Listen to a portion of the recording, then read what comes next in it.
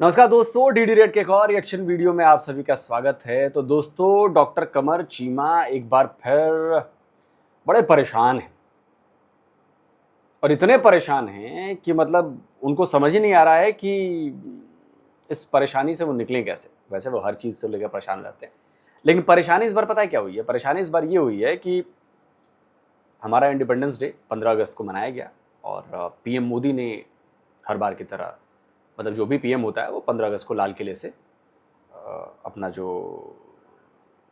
भाषण होता है वो देता है, बताता है कि भाई हम क्या करने वाले हैं, लक्ष्य क्या होगा। वो बहुत सारी चीज़ें होती हैं, फॉरवर्ड लुकिंग चीज़ें होती हैं। तो वहां से लाल किले से मोदी जी ने एक ऐलान किया और ऐलान किया न्यूक्लियर एनर्जी के रिगार्डिंग। अब जैसे ही न्यूक्लियर शब्द आता है ना, पाकिस्तानियों की मतलब शरीर में जहां भी बाँछें होती हैं वो खिल जाती हैं। अरे अरे, nuclear nuclear nuclear nuclear nuclear. तो चीमा जी की बाँछें भी खिल गई। क्या बोल दिया, क्या बोल दिया, क्या बोल दिया, क्या बोल दिया। तो उन्होंने कर्नल शैलेंद्र सर को इनवाइट किया कि सर आइए जरा बात करते हैं। तो पहले मैं आपको पीएम मोदी की वो बात सुनाता हूँ, उसके बाद आगे बढ़ते हैं कि क्या बातचीत हुई। और फिर जरा मैं भी रिसर्च करके अभी आया हूँ ना, पूरा रिसर्च लेकर आया हूँ, फिर एक एक करके बखिया उधेड़ी जाएगी। पता ही ना आपको। चलिए पहले वो पीएम मोदी की बात सुन लीजिए। इसी एक दशक में हम 5 नए न्यूक्लियर रिएक्टर शुरू करने का लक्ष्य लेकर के चल रहे हैं। इस वर्ष भारत ने फास्ट ब्रीडर न्यूक्लियर टेक्नोलॉजी में महारत हासिल करके एक अहम पड़ाव पार किया है।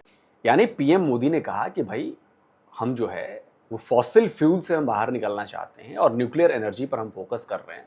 और जाहिर सी बात है ये आज की कोई बात नहीं है, ये कोई आज की बात नहीं है।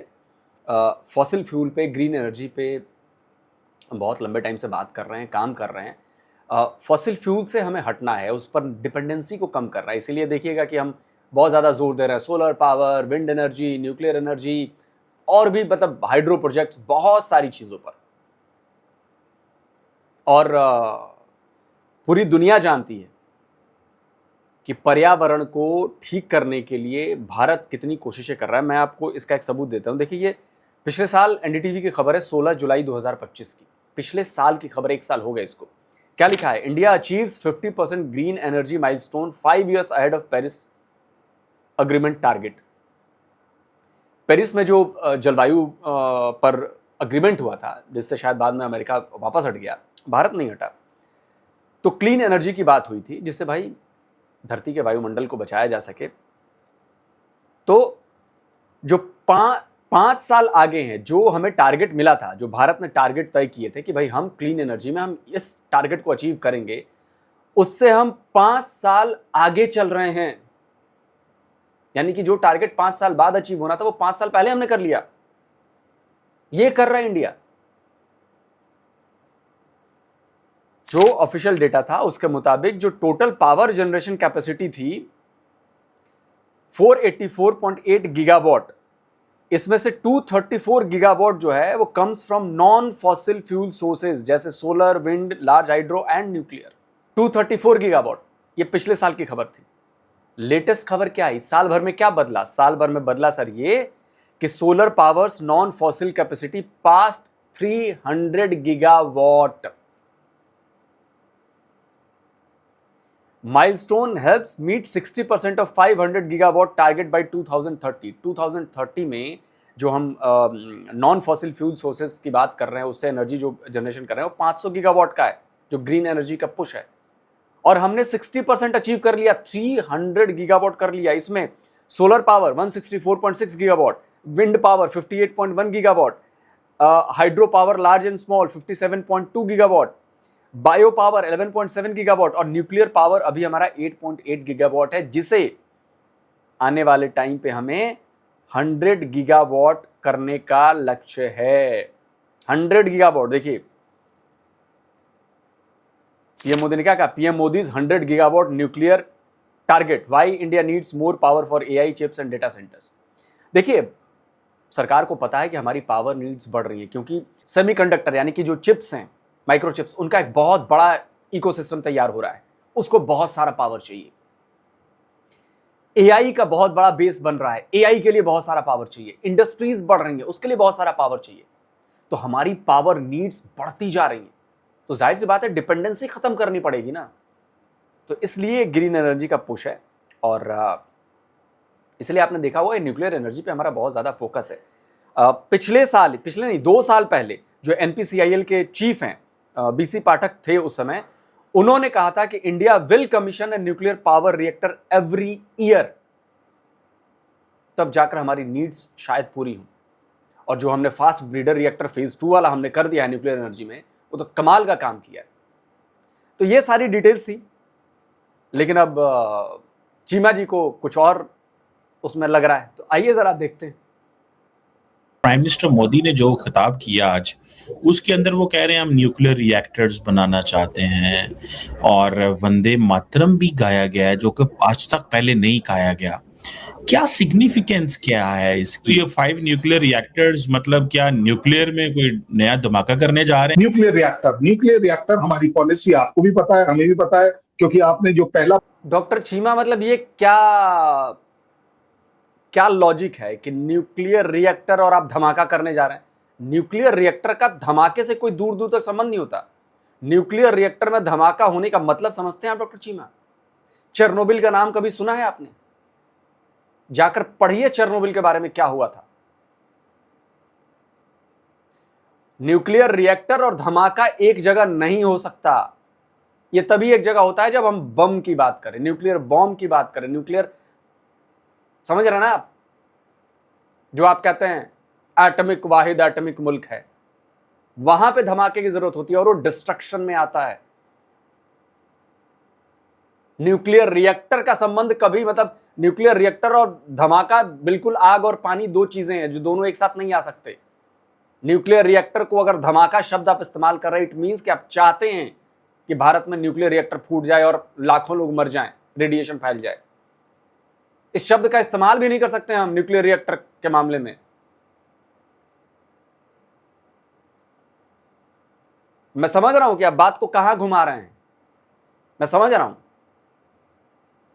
पहला पार्ट कवर अप कर लिया कि न्यूक्लियर रिएक्टर लेना चाहते हैं, उसके बाद वाला नहीं किया, क्योंकि उन्होंने ये भी कहा साथ ही साथ कि हमारी जो एनर्जी की रिक्वायरमेंट है ये हमें उसमें पूरा करना है, क्योंकि एनर्जी रिक्वायरमेंट अपने आप में एक ऐसी रिक्वायरमेंट है जहां अगर हमारी जैसी कंट्री को देखा जाए तो एक काफी हद तक हमारा डीजल इंजन के ऊपर भी डिपेंडेंसी है, और उस डीजल की अगर हम बात करें तो तकरीबन हमारी जो ऑयल इंडस्ट्री है उसका 80% बाहर से आता है।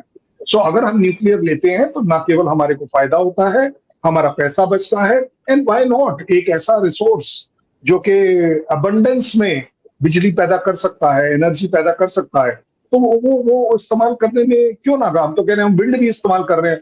आपने सिर्फ एक ही चीज सुनी उनकी, दूसरी नहीं सुनी।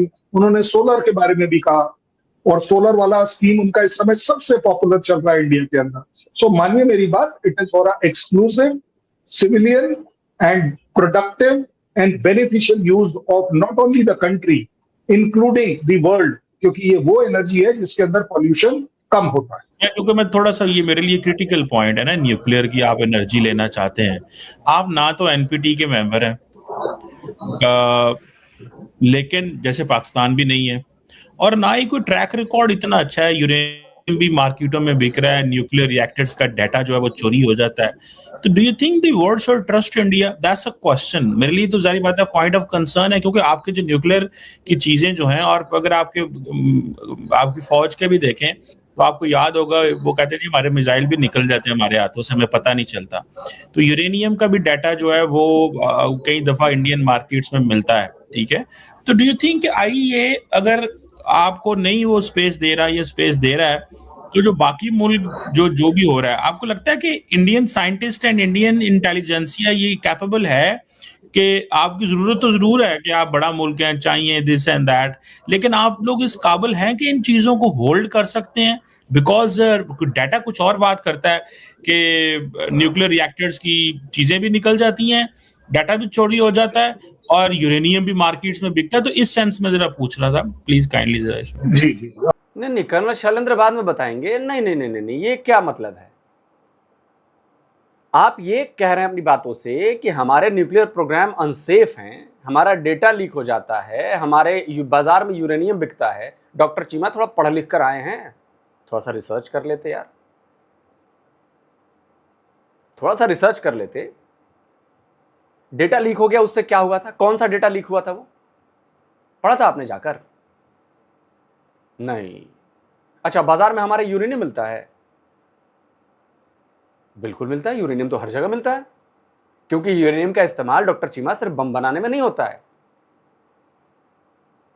थोड़ी सी रिसर्च कर लेते हैं ना, तो आपको पता होता है कि यूरेनियम का इस्तेमाल बम बनाने में सिर्फ नहीं होता है। और यूरेनियम कोई ऐसी चीज नहीं है कि मेरे हाथ यूरेनियम लगी तो मैं एटम बम बना लूंगा। एक टर्म होता है यूरेनियम इनरिचमेंट, और दैट इज बहुत वो साइंटिफिक प्रोसेस है। मेरे हाथ यूरेनियम लग जाए ना, तब भी मैं बम नहीं बना सकता सर। बड़े से बड़ा साइंटिस्ट भी बम नहीं बना सकता यूरेनियम हाथ लग जाए तो, क्योंकि उसके पास यूरेनियम इनरिचमेंट की टेक्नोलॉजी होनी चाहिए। और यूरेनियम इनरिचमेंट ना मदरसों में नहीं की जाती, वरना बम वहां भी बनने लगते, एटम बम। दिक्कत यह है, रिसर्च करनी चाहिए। और सर वैसे ये बताइए, इंडिया की मुझे एक खबर बता दो कि आप यूरेनियम स्मगलिंग में पकड़े गए हो किसी और जगह पर। आप पकड़े गए, आप पकड़े गए। खबर बताता हूं, डॉन की ही खबर है सर, आप ही के अखबार की, 2023 की 11 जनवरी, जरा पढ़िए। Uranium package allegedly originated in Pakistan seized by British police at Heathrow. Heathrow airport पर सर 11 जनवरी 2023 में एक पैकेट पकड़ा जाता है। वो पैकेट यूरेनियम का होता है, और वो यूरेनियम ओरिजिनेट कहां हुआ था जी? पाकिस्तान में। यानी कि पाकिस्तान से वो चीज, शिपमेंट जो है वो वहां पर गई थी। और आप कह रहे हैं कि भारत के न्यूक्लियर जो प्रोजेक्ट्स हैं वो अनसेफ हैं। अच्छा सर, आपके कौन से सेफ हैं? हमारे बहुत सेफ है। आपने आईएई की बात की है ना, अच्छा रुकिए। आपका जो कैनप 2011 में घटना हुई थी, हैवी वाटर लीकेज की घटना हो गई सर। न्यूक्लियर रिएक्टर में लीकेज की घटना बहुत बड़ी होती है। फुकुशिमा में लीकेज हुआ था, पता है ना आपको जापान में क्या पंगा हुआ था उसमें। फिर कैनप में 2017 में सेम हैवी वाटर लीक के बाद कर्मचारियों का रेडिएशन एक्सपोजर हो गया। इसको अनसेफ बोलते हैं सर। चश्मा 2021, देश भर में पावर ब्रेकडाउन हुआ, 4 रिएक्टर्स आपके प्रॉब्लमेटिक हो गए। मतलब वो पता नहीं क्या हो जाता, पावर मिलना बंद हो जाए उसे। तो साइबर इंसिडेंट्स हुए हैं, आपके साइबर अटैक्स हुए हैं। न्यूक्लियर प्लांट के सेंसिटिव सिस्टम डेटा के सफल कंप्रोमाइज का सार्वजनिक प्रमाण तो नहीं मिला, लेकिन कई सारे साइबर अटैक्स हुए। आपने डेटा ही रिलीज नहीं किया कि क्या गया क्या नहीं गया। और आप कह रहे हैं कि दुनिया को भरोसा नहीं है, दुनिया आप कैपेबल नहीं है। आप कितने उस ग्रुप में पाकिस्तान है जो न्यूक्लियर से संबंधित है? देखिए मैं लिस्ट देता हूं ना सर, यहां तो फैक्ट बजाऊंगा ना। एनएसजी के मेंबर हम भी नहीं, आप भी नहीं है, न्यूक्लियर सप्लायर ग्रुप के, ठीक है sir. NPT nuclear non proliferation treaty, आप भी नहीं, हम भी नहीं है। MTCR missile technology control regime, उसमें हम है, 2016 से मेंबर हैं, आप नहीं है। वसनार अरेंजमेंट 2017 से मेंबर हैं, आप नहीं है। ऑस्ट्रेलिया ग्रुप 2018 से हम मेंबर हैं, आप नहीं है। और ऑस्ट्रेलिया से हमारी डील भी हुई है यूरेनियम सप्लाई की। आईएईए, चलिए आप भी सदस्य हैं, हम भी सदस्य हैं। सीटीबीटी हम दोनों नहीं है। न्यूक्लियर वेपन्स हम दोनों के पास है। एनएसजी 2008 न्यूक्लियर वेवर, जो नेशनल जो न्यूक्लियर सप्लायर ग्रुप है, उसमें से वेवर हमें मिला है, आपको नहीं मिला है। तो कौन ज्यादा कैपेबल है, कौन ज्यादा सेफ है, और कौन ज्यादा रिस्पॉन्सिबिलिटी लेकर चलता है? हम, क्योंकि दुनिया भरोसा कर रही है। मैंने आपको गिनवा दिया, आप पर नहीं है भरोसा दुनिया को सर। भरोसा होता तो डीडब्ल्यू में यह आर्टिकल नहीं छपता, Pakistan nuclear obsession a reason for concern. कभी भारत के बारे में आपने ऐसे आर्टिकल पढ़े जो कंसर्न जताया गया हो? Pakistan indirect role in North Korea nuclear program, DW फिर बोलता है। कभी आपने सुना हो कि भारत के लिए ऐसी खबर छपी हो कि हमने किसी रोग नेशन को न्यूक्लियर टेक्नोलॉजी बेचने की कोशिश की हो? कभी सुना हो आपने? बताइए ना सर। आप ऐसी बातें कर रहे हैं, आप ऐसी बातें कर रहे हैं। और छोड़िए, 2005 की खबर है, 10 मार्च की, Pakistan admits nuclear expert traded with Iran. Iran को आपने न्यूक्लियर सीक्रेट्स बेचे, आपने एडमिट किया। The Pakistani information minister admitted today that Abdul Qadeer Khan, the father of Pakistan nuclear program, gave nuclear technology to Iran but insisted the government knew nothing of the transaction. आपका बंदा nuclear scientist जो father of the nuclear program है, वो Iran को nuclear secret बेचता है, और आप कह रहे हैं हम वो हैं, रिस्पॉन्सिबल नहीं है, हम जिम्मेदार देश नहीं है। शेख रशीद ने कहा था एसोसिएटेड प्रेस को एक टेलीफोनिक इंटरव्यू में, आप हमें बात ठहरा रहे हैं।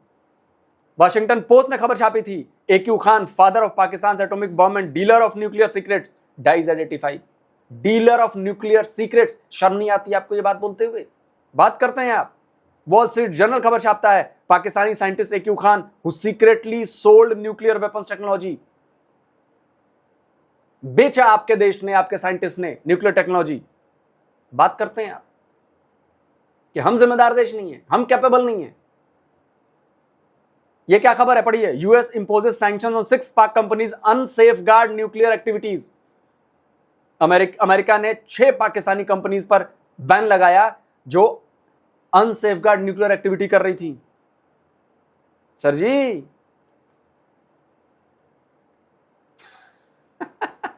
जिनके घर शीशे के होते हैं ना डॉक्टर चीमा, कपड़े वो लाइट बंद करके बदलते हैं, वरना नंगी पूरी दुनिया को दिखती है, और आप लोग ऑलरेडी नंगे हो।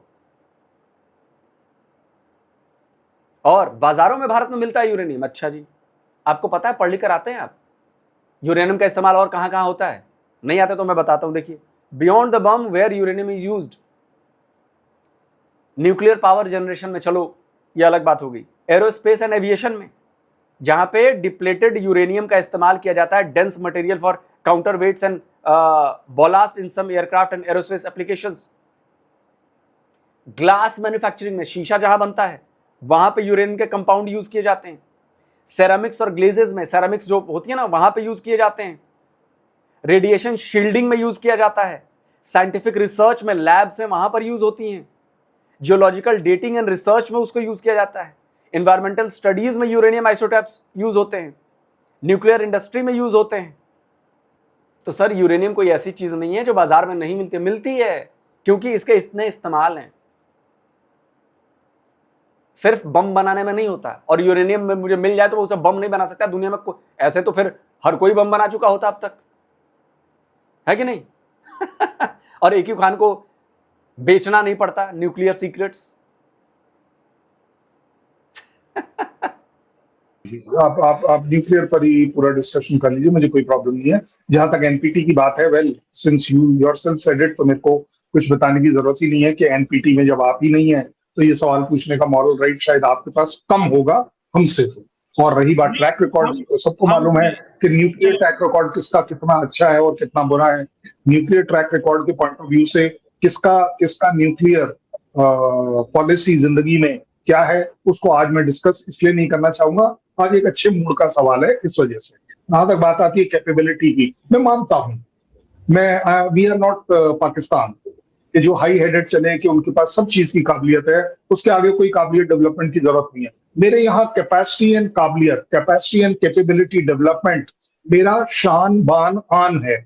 मैं चाहता हूं, मैं हमेशा जिस लेवल, जिस दर्जे पर मैं चलता हूं, मेरी कंट्री वो उससे और ऊपर जाना चाहती है। हम कहीं पर भी ये कहने को तैयार नहीं है या इस तरह का घमंड दिखाने को तैयार नहीं है कि हम capability wise we have reached the brim, capability wise या कंसेप्ट वाइज ऑल्सो, कि कोई और नया कंसेप्ट इसके अलावा हो ही नहीं सकता। जिसको हम बोलते हैं ना कि हम अपनी काबिलियत की उस ऊंचाई तक पहुंच चुके हैं जहां से ऊंचे जा ही नहीं जा सकता। जहां पर हमारे यहाँ बड़े एक अच्छा सा डायलॉग है, आज ही हमने उसको डिसाइफर भी किया। हमारे यहाँ सिस्टम जो है ना, वो इंग्लिश की कहावत होती है, जिसका मैं हिंदी आपको बता रहा हूँ कि if you aim for moon you might reach the stars, ऐसा कहा जाता है अंग्रेजों के यहाँ पर। इंडिया में, क्योंकि हम हिंदुस्तानी लोग हैं, हमने इसका इंटरप्रिटेशन लिया है कि अगर हम मून को एम करते हैं तो हम मंगल और सूरज तक जाने की कोशिश करते हैं। बड़ा सीधा सीधा बात है। इसलिए कैपेबिलिटी वाइज कहीं कोई डाउट नहीं है। यस, आपका वो कंसर्न जो आपने बोला है कि कहीं वो डाटा लीक आउट हो गया है। मुझे मालूम है आप किस डाटा की बात कर रहे हैं। आप जिस डाटा की बात कर रहे हैं दैट इज द आउटसाइड, जो पेरिफेरल डाटा जो रिलायंस ने अपना डिक्लेयर किया था, that has got nothing to do with inside data. And जहां तक आईएईए का सवाल है, अगर आईएईए अगर किसी भी तरह से इंडिया को एक थ्रेट पाता, तो मुझे नहीं लगता कि ऑस्ट्रेलिया जैसी कंट्री हमारे साथ उस यूरेनियम से रिलेटेड एग्रीमेंट्स करने के लिए तैयार है। आपका ही यूएस माय बाप हमारे खिलाफ अपने सारे न्यूक्लियर सैंक्शंस जो उसने लगाए थे उसने विड्रॉ भी कर दिए। So it is up to you now कि आप इसे कितना इस्तेमाल खुद करना चाहें या अपने पड़ोसी देश को करने दें। चलिए सर, वीडियो खत्म हो गया और डॉक्टर चीमा ये भूल गए कि आपके यहाँ की मेंटेलिटी क्या है। न्यूक्लियर पावर आपके यहाँ सेफ नहीं है, आप एक रिस्पॉन्सिबल देश नहीं है। इसके मैंने आपको सबूत दे दिए, अभी और सबूत देता हूं जो आपकी पॉलिटिकल फुलिशनेस करती है। बाकी तो मेरे पास बहुत सारे सबूत है सर। आप मुझे एक इंडियन लीडर का नाम बताइए जो सरकार में रहते हुए या वैसे रहते हुए उसने कहा कि हम पाकिस्तान पर न्यूक्लियर अटैक कर देंगे, या कभी पाकिस्तान पर न्यूक्लियर हमले की धमकी दी हो उसने। एक पाकिस्तान का मैं गिनवाता हूं, ये देखिए जरा। 2 जुलाई 2026, Bilawal warns of nuclear war with India over Indus water treaty. Bilawal Bhutto ने, ये बड़ी पार्टी का बंदा है ये आपके, वो धमकी देता है। वो भी इस्लामाबाद में सेमिनार चल रहा था जो वो आपका IWT पर, उस पर। यह खबर देखिए, पाकिस्तान हैज एटम बम, पाक मिनिस्टर शाजिया मरी threatens India with nuclear war. मंत्री ने धमकी दी। ठीक, पाकिस्तान मिनिस्टर, ये 2020 की खबर है, minister Sheikh Rashid Ahmed threatens India with the nuclear war. मंत्री, फिर से मैं बोल रहा हूं, आम राह चलता हुआ बंदा या आप जैसा बंदा बोले ना, कोई फर्क नहीं पड़ता हमें, लेकिन ये आपके यहां की पावरफुल एलीट है जिनके पास कंट्रोल है, वो बोल रहे हैं। इमरान खान 2019 में 18 दिसंबर, Imran Khan threatens India with nuclear war over citizenship law. सोचिए, आपका पीएम धमकी दे रहा था। आर्मी चीफ अमेरिका में जाकर बोला पिछले साल अगस्त में 2025 को, we will take half world down with us. Pak army chief Asim Munir nuclear threat in USA, क्या आधी दुनिया को लेकर हम खत्म हो जाएंगे। और छोड़िए, 16 जून 2025 ईरान ने क्लेम किया, जो मोहसेन रेजई है उसने क्लेम किया कि Pakistan will न्यूक Israel if it's uses nuclear weapon against us, claims Iran. यानी कि आपने ईरान को बोला होगा कि हम इजराइल पर न्यूक्लियर वेपन यूज कर देंगे अगर आपके खिलाफ हुआ तो। जरा मुझे ये बताइए डॉक्टर चीमा कि इसको क्या रिस्पॉन्सिबल होना कहते हैं कि मेरे पास बम है और मैं धमकाता फिर रहा हूं सबको। भारत को आपने इतनी बार धमकियां दी हैं पिछले कई सालों में, भारत ने कितनी बार धमकियां दी है। तो जिम्मेदार देश कौन हुआ, भारत हुआ या पाकिस्तान? जिम्मेदार पॉलिटिशियंस कहां के हुए, भारत के हुए, पाकिस्तान के हुए? हम इतने सारे न्यूक्लियर ग्रुप में हैं, आप नहीं हैं, तो भरोसा किस पर है आईएईए को, भारत पर कि पाकिस्तान पर? एक्सपर्ट्स आपके लिए लिखते हैं कि कंसर्न है, भारत के लिए नहीं लिखते। ये फर्क है डॉक्टर चीमा। और आपका कोई प्रोपेगेंडा, कोई नैरेटिव, तो कर्नल साहब ने आराम से आपको जवाब दिया, प्यार से जवाब दिया। वो 15 अगस्त का दिन था इसलिए, वरना मैं तो सबूतों के साथ रगड़ता हूं जी सीधे। और बोल दीजिए मैंने एक भी फैक्चुअल बात न की हो तो, और सबूतों के साथ। आपके देश की लीडरशिप रिस्पॉन्सिबल नहीं है, आपके देश के पावर, जो न्यूक्लियर पावर प्लांट्स है वो सेफ नहीं है। आप बार बार धमकी देते हो कि बम मार देंगे, बम मार देंगे, बम मार देंगे, और आप हमसे कहते हो कि हम रिस्पॉन्सिबल नहीं है, हम हैंडल नहीं कर सकते। आइए, ये हमारे ऊपर शक कर, अबे तुम्हारे ऊपर शक करता है बे, पढ़ लिख कर आया करो, और नहीं तो ऐसे ही बेइज्जत हो गए तुम फैक्ट के साथ। गुस्सा दिला दिया। जब इलॉजिकल बात करोगे तो ऐसे ही जवाब मिलेगा। लॉजिकल बात किया करो आप, तब तो बात समझ में आती है। फंस गए थे ना बीच में, नहीं भारत तो एनपीटी का मेंबर भी नहीं है, तभी आपका दिमाग का एनपीटी का तो मेंबर पाकिस्तान भी नहीं था, और लटपटा गए। आपको क्या लगता है आपके ऐसा करने से मतलब आईएईए हमारे यहां सैंक्शन लगा देगा? बोलेगा नहीं न्यूक्लियर एक्टिविटी नहीं चलेगी। अपने न्यूक्लियर हथियारों की चिंता करो, तुम्हारी न्यूक्लियर पावर छिनने वाली है, आज नहीं तो 10 साल बाद सही। चर्चाएं चल रही हैं, डीडब्ल्यू ने डॉक्यूमेंट्री बनाई थी ना, तुम्हारे लिए ही बनाई थी, जिस पर बड़ी मिर्ची लगी थी तुम्हें, याद है कि नहीं है?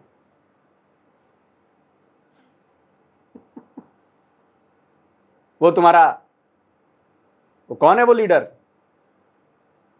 लबैक वाला, कहता है कि एक कर्जा ले लो और कर्जा ले तो दूसरे हाथ में बताओ कि देखो हमारे पास परमाणु बम है, एटम बम है हमारे पास, दिखा दो, नहीं देंगे वापस कर्जा। ये तो मेंटालिटी है तुम लोगों की। और तुम कहते हो कि भारत रिस्पॉन्सिबल देश नहीं है, भारत कैपेबल नहीं है, भारत की चीजें सेफ नहीं है।